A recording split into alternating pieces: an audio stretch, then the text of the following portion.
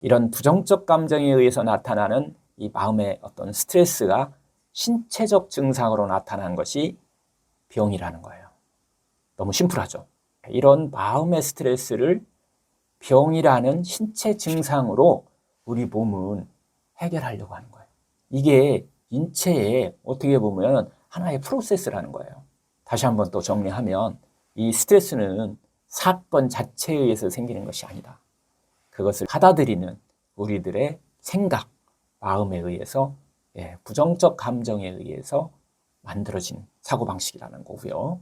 이거의 해결책은 각각 어떤 건전사고를 가지면 좋은가 하는 것에 착수하는 것이다.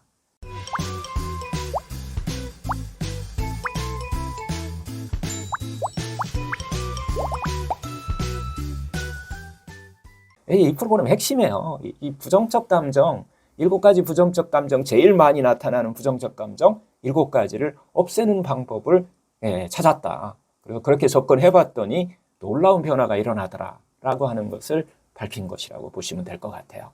자, 첫 번째, 암에 있어서 가장 큰 영향을 미치는 부정적 감정은 두려움이에요. 두려움, 공포심이라고 우리가 표현하기도 하고 두려움이라고. 이 첫 번째 이 두려움은, 이 공포심은 죽을지도 모른다는 이 부정적 감정이 잠재의식 속에 있기 때문에 그렇다는 거예요. 마음속에 이미, 마음 깊숙한 곳에 이미 죽을지도 모른다는 본능을 갖고 있다는 거예요. 그 본능에서부터 나오는 거예요. 다루기가 상당히 좀 쉽지는 않아요. 하지만 해결 방법은 있다는 거죠. 일단 알아차리시는 거예요. 아, 내가 두려움, 공포심이 가끔씩 올라오고 있구나. 일단은 알아차리는 거예요. 그리고 두 번째 수용하는 건데요. 아, 이거 자연스러운 현상이에요. 그 내 밖에서 올라온, 어디서 온 게 아니라 내 안에 갖고 있었던 것이 올라온 거잖아요. 그거 자연스러운 방법이다. 아, 자연스러운 본능이다. 이렇게 이해하시면 돼요. 자연스러운 현상이다. 알아차리시고, 그런데 문제는 뭐냐면, 잠깐 올라오는 건 상관없어요. 오래오래 간직하고 있는 것이 문제예요. 해결책이 이제 조금 이해가 되시죠? 첫 번째가 알아차림. 두 번째가 수용. 아, 그럴 수 있어. 라고 하는 수용. 세 번째가 부정적인 감정이 올라왔으니까 너무 오래오래 끌고 가지 않도록 어떻게 건전한 감정으로 바꾸는 작업을 한다. 이렇게 심플해요. 이제 두 번째 감정이에요. 환자가 안고 있는, 가장 많이 안고 있는 두 번째 절망감이라고 얘기를 합니다. 절망감. 지금 많이 나온 순서예요. 두 번째가 절망감이라. 이 절망감은 다음과 같은 이 스키마, 그 속마음에 의해서 시작돼요. 어떤 속마음이 갖고 올라오냐면 나는 이 상황을 견딜 수 없다는 거예요. 나는 지금 이 상황을 견딜 수 없다라고 하는 속마음입니다. 이런 불건전한 생각이 마음속에 있는 거예요. 그러면 이걸 어떻게 보면 나는 다시 건강해질 수 없다고 이런 마음속이 계속 올라오는데 절망감이라고 하는 감정이 안 올라올 수가 없어요. 나는 변화를 일으킬 수 없다. 나는 할 수 없다는 생각이에요. 할 수 있는 것은 아무것도 없다.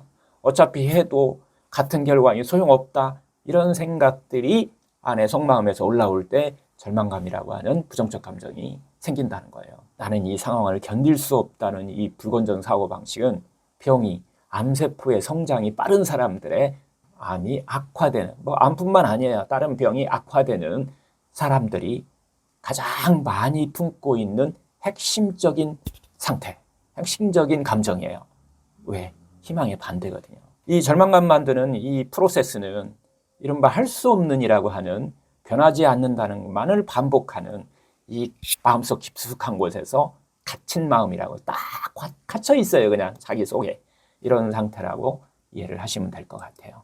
이게 계속 해결할 수 없다라고 하는 그런 느낌이 자꾸 올라오는 거예요. 나는 이 상황을 견딜 수 없다. 나 이거 어쩔 수 없다. 의사들도 어쩔 수 없다겠다. 하지만 이 절망감은 우리한테 큰 고통을 가져오는 사고방식이라는 거죠. 하여튼 이 절망감을 우리가 지금 바꿀 수 있기 때문에 이것을 알아차리고 수용하고 질질 끌고 가지 않을 수 있는 방법이 있다라고 하는 건전한 신념으로 바꾸는 것, 이게 가능하다. 이렇게 이해를 하셔도 될 것 같아요. 그럼 심플하죠. 여기에 대응하는 건전한 신념은 지금 어려운 상황이다. 혹은 이것은 어려운 상황이야. 맞아요. 정말 어려운 상황이죠. 그런데 인생을 되돌아보면은 살아오면서 우리가 되돌아보면은 많은 어려움이 있었었어요. 어렸을 때부터 이렇게 되돌아보다 보면은 우리는 그것을 다 뛰어넘어 여기까지 왔잖아요. 이런 건전한 신념을 갖는 거예요.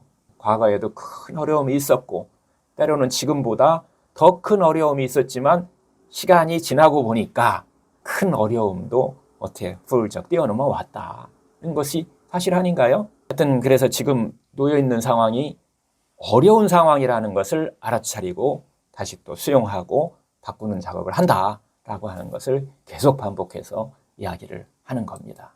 세 번째가 자책감. 자책감을 만드는 감정은 나는 자격이 없는 사람이다 라고 하는 이 속마음이에요. 나는 가치가 없는 인간이다. 나는 괴로움을 당할 만한 인간이다. 나는 안 되는 사람이다. 이런 불건전한 생각이 깔려 있는 겁니다.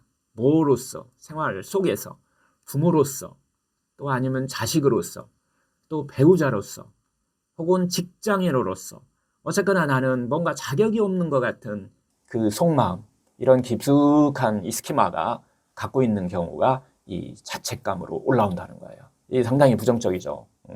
이거 괴로운 감정을 가져다주는, 자기를 그냥 얽매고 그 괴로움을 가져오는 감정인데요. 이 자책감이라는 부정적 감정은 보통 나 때문이라고, 나 때문에 내가 뭔가 못난 것 같고 내가 뭔가 막 부족한 것 같은, 그래서 이런 나 때문이라는 집착에서 나오는 대표적인 감정 중에 하나다, 이렇게 보시면 될 것 같아요. 네 번째 많이 든 것은 불안을 만드는 감정입니다. 불안을 만드는 감정. 이것은 어떤 그 속마음이 들어있냐면 재발할지 모른다라고 하는, 암이 재발할지 모른다라고 하는 이 불안한 생각이 안에 속에 들어있는 거예요. 그랬을 때 불안감으로 자꾸 올라오는 거예요. 여러분들 다 아시겠지만 이 불안이라는 것은 기본적으로 과거의 생각이 아니에요. 미래의 생각으로 바람직하지 않은 결과를 자꾸 상상하는 것에서 싹트는 감정이에요. 바람직하지 않은 결과를 상상하고 있는 거예요. 그냥 안에서. 이 불안을 해소하기 위해서는 좀 더 좋은 감정을 가지면 되겠죠. 그 바람직하지 않은 결과 대신에 자신에게 있어 바람직한 결과가 일어날 것이라고 하는, 희망이에요. 희망. 자신이 원하는 것이 이루어질 수 있다라고 그 계속 이미지로 우리가 상상한다고 했잖아요. 그렇게 상상하면 돼요. 내가 원하는 것이 바람직하게 이루어진다라는 것을 계속 상상하는 이 사이먼튼의 이미지요법을 하는 이유 중에 하나예요. 하여튼 걱정이 많은 사람도 많겠죠. 이 걱정이라는 것은 항상 그런데 항상 바람직하지 않은 결과를 상상해서 그것을 반복하고 있기 때문에 일어나는 부정적인 반응이다 라고 이해를 하시면 될 것 같아요. 이것은 하여튼 미래를 생각하는 거예요. 부정적인 미래를 생각하는 그런 마음 습관을 갖고 있기 때문이다 라고 하는 거죠. 불안이라는 마음 습관, 이런 것이 불안이라는 감정을 만든다라고 하는 얘기를 했고요. 이제 다섯 번째는 분노의 감정입니다. 분노의 감정. 어떻게 보면 구조는 심플해요. 이 구조는 암은 누구누구 때문에 왔다. 자기의 암이 왔는데 이게 누구누구 때문에 왔다라고 하는, 누구누구 때문에 생겼다라고 하는 것 때문에 분노의 감정이 올라와요. 심플하지 않나요? 이건 누구누구 때문이에요, 항상. 그러면 화가 나기 시작하는 거예요. 이거 아주 다루기 어려운 감정이에요. 왜? 다른 사람을 내가 다룰 수가 없잖아요. 나의 문제는 내가 다룰 수 있지만은 다른 사람의 문제 때문에 왔다고 생각되는 거기 때문에 상당히 다루기가 어려운 감정이지만은, 하지만 너무 심플하잖아요. 누구누구 때문에 왔다. 누구누구가 해야 하는데 그건 뭔가 안 했다. 뭐 이런 것에서 나타나는 어떤 집착의 사고방식이라고 그럴까요? 이렇게 해서 시작되는 거예요. 그 사람은 저런 일을 해서는 안 되는데, 그 사람은 이런 일을 해서는 절대로 안 되는데 했다는 거예요. 그리고 또 그녀는 그런 일을 해서, 그 부인, 남편이 남자인 경우는 그 여자는 그런 일을 해서는 절대로 안 되는데 그런 일을 했다. 이렇게 해야 하는데 해야 하는데 하지 않았다. 이런 것들에서부터 시작하는 구조예요. 좀 심플하죠. 이것이 분노를 만들어내는 구조예요. 잘 쳐다보세요. 그런데 이런 구조들을 가만 조금만 쳐다보시면, 내면을 쳐다보시면 자신이 원하는 대로 되지 않았을 때 나타나는 감정이에요. 내가 원하는 대로 이루어지지 않았을 때 나타나는 심플한 구조다. 자기 자신에게 어떤 경우는 또 자책의 감정하고 연결이 되는데 자기 자신에게 분노하는 경우가 있어요. 이건 또 좀 더 쉽죠. 내가 바꾸면 되니까요. 자기 자신에게 분노를 품고 있을 때 나는 이러이러한 일을 해서는 안 됐었는데 후회죠, 후회. 나는 저런 일을 해서는 안 됐었는데 뭔가를 해야 했었는데 자책감과 연결돼 있어요. 해야 했는데 하지 않았다. 이거 바로 자책감을 만드는 구조이잖아요. 해야 하는 일하는 어떤 집착을 갖고 있는 거예요. 후회를 갖고 있는 거예요. 네, 우리들은 이런 감정적 스트레스를 점점 그렇게 하면서 축적해 가고 있다. 그래서 그걸 해결하는 방법. 하지만 보세요. 이 제일 핵심 포인트는 뭐냐면 그 당시에는 그 당시의 역량에서는 각자 최선을 다했다는 거예요. 그래서 선택한 거예요. 이것은 다른 사람에 의해서 분노가 나타날 때도 마찬가지예요. 그 다른 사람이라고 하는 분이 잘 보세요. 내가 좋아하지 않는 행동을 했을 뿐이에요. 그 사람 자체는 그 당시에 그 사람 스키마에 의해서 해야 할 일을 한 거예요. 그 당시에 자기의 기쁨과 행복을 찾기 위해서 물론 착각을 그리고 또 실수를 할 수 있겠지만 그 당시는 그 사람이 그것을 할 수밖에 없는 그 사람이 제가 볼 때는 내가 원하는 대로 안 됐지만 그 사람은 그럴 수밖에 없는 이유를 가지고 했다는 거예요. 그 사람 나름대로의 그 당시 최선을 다해서 살아가려고 하는 거예요. 그리고 그렇게 살아가는 하나의 표현이라고 할까요? 단지 어떻게 보면 내가 원하는 대로 되지 않았을 뿐이다. 이게 핵심 포인트예요. 내가 그것을 어떻게 받아들일 것이냐 하는 것이 중요하다는 것이에요. 하여튼 자신의 가치관으로부터 이렇게 해야 한다 또는 해서는 안 된다라고 판단하는 것은 큰 분노를 만들어내고 자신의 건강을 해치는 결과가 나타난다는 거예요. 그래서 그렇게 나타나는 이 분노를 만드는 이 구조가 그렇게 돼 있기 때문에 그리고 또 자책감을 만드는 구조도 비슷하다. 그래서 분노의 감정이 나타날 때 해결책은 너무나도 심플합니다. 분노가 올라오면 첫 번째 알아차리고 두 번째 수용하고 수용해야 돼요. 일단 올라온 것을 수용하는 거예요. 그 다음에 세 번째 너와 나의 스키마가 그냥 다를 뿐이다. 그리고 제일 중요한 알아차림 분노가 자신에게 해롭다는 것을 알아차림을 하시는 거예요. 그리고 나서 빌리프워크 해결책을 찾아가셔가지고서 본인을 얽매이는 그리고 병을 성장시키는 그런 어리석은 짓을 해야 될 이유가 없다는 거죠. 여섯 번째가 죄책의 감정인데 죄책의 감정은 이런 속마음이에요. 나는 두 번 다시 행복해질 수 없다. 나는 사랑받고 있지 않다. 신은 나의 행복을 바라지 않는다. 뭐 이런 것들이에요. 신은 나를 버렸다. 뭐 이런 것들에 대한 어떤 기본적인 스키마를 갖고 있는 거예요. 안에. 그래서 그런 것들이 올라왔을 때 이 죄책의 감정을 느끼게 되는 거죠. 하여튼 이 죄책의 감정은 이런 생각은 흔히 종교를 가지고 계신 분들한테 종종 또 잘 나타나기도 해요. 하여튼 종교를 가신 분의 불건전한 어떤 생각이다, 감정이다 이렇게 보시면 될 것 같아요. 어딘가를 가야 되는데 안 갔다든가 교회를 열심히 가야 되는데 안 갔다든가 절을 열심히 가야 되는데 안 가서 뭐 이런 것들을 받고 있지 않는가 신이 나한테 벌 주는 건 아닌가 뭐 이런 것들이죠. 하지만 우리가 생각하는 그 하나님이나 부처님은 절대 그렇게 속이 좁은 분들이 아니에요.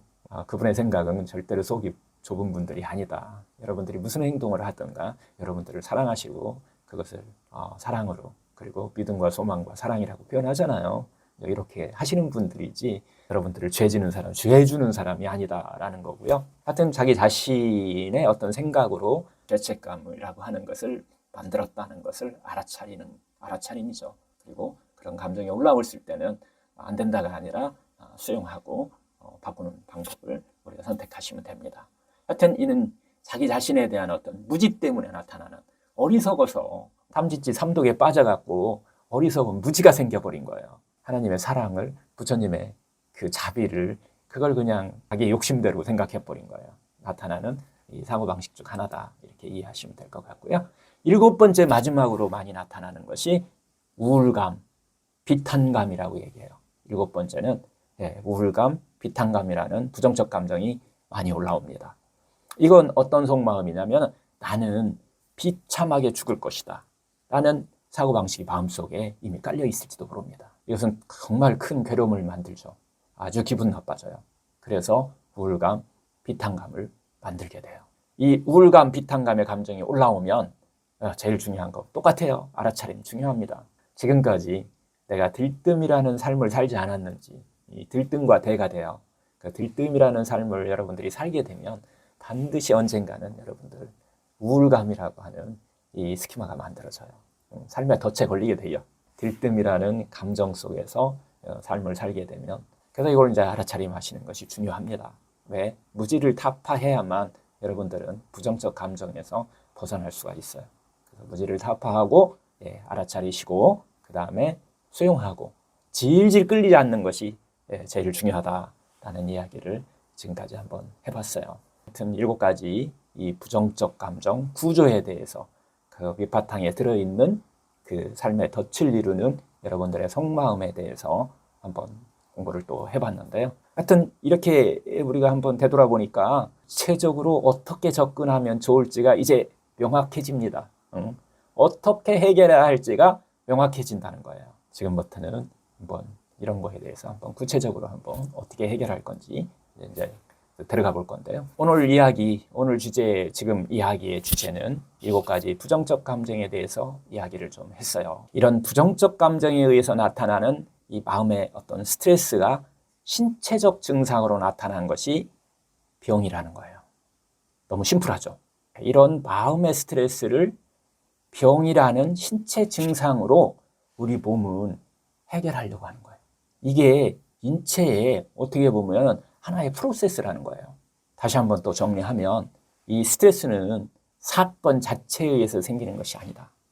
그것을 받아들이는 우리들의 생각, 마음에 의해서 부정적 감정에 의해서 만들어진 사고방식이라는 거고요. 이거의 해결책은 각각 어떤 건전사고를 가지면 좋은가 하는 것에 착수하는 것이다. 그 전에 알아차리고 수용하고 그 다음에 건전사고로 바꾸는 것을 착수한다라고 하는 거예요. 다시 한번 또 정리하면 부정적 감정이 7 이상으로 올라오면 알아차리고 수용하고 올라올 수 있다라고 수용하고 건전한 사고방식으로 바꾸는 빌리프 워크를 한다라는 것이 포인트입니다. 그리고 이미지요법, 바람직한 결과를 이미지로 상상 그려본다라고 하는 얘기를 전장에서 우리는 이야기했어요. 그러면 부정적 감정이 7 미만인 경우는 어떻게 할 거냐 반복하게 되는데요. 평상시에 노력해야 될 일들이에요. 7 이상에서는 7 이하에서는 여러분들이 항상 공부가 돼 있어야 돼요. 그 마찬가지로 알아차리고 수용하고 내려놓는 연습을 하셔야 돼요. 내려놓는 연습을 하셔야 돼. 오래 끌지 않아요. 이것이 알아차림 명상이라고 그래요. 마음챙 명상이라는 거 다시 한번 여러분들한테 말씀드리면서요. 지금까지 이제 스트레스와 병과의 관계에 대해서 알아봤어요.